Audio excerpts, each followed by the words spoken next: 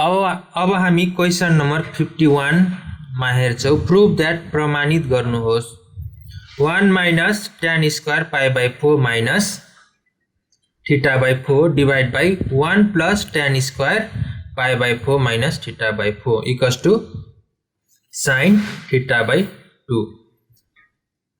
अनि LHS equals to के छ हाम्रो 1 plus tan square pi by 4 minus theta by 4 छ divide by यहाँ minus 1 minus अनि त्यसपछि 1 plus tan square pi by 4 minus theta by 4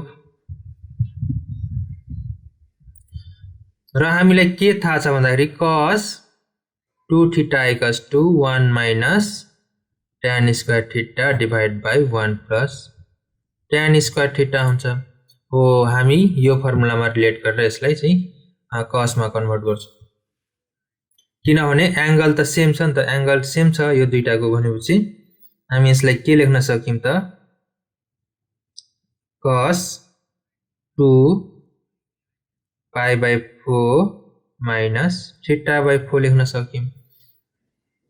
त्यसैगरी cos यो 2 मल्टिप्लाई गर्दा 2 pi divided by 4 minus 2 theta divided by 4। त्यसैगरी यहाँ 2 1 जा 2 2 2 जा 4 भनेपछि cos pi by 2 minus 2 1 जा 2 2 2 जा 4 भनेपछि theta by 2 cos pi by 2 minus theta by 2।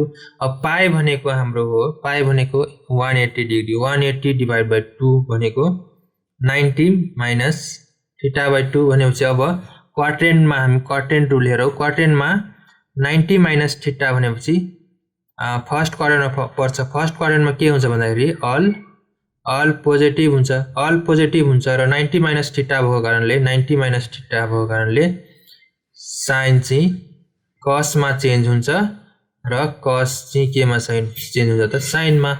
भनेपछि cos 90 minus theta को के हुन्छ त sin theta by 2 मा चेन्ज हुन्छ।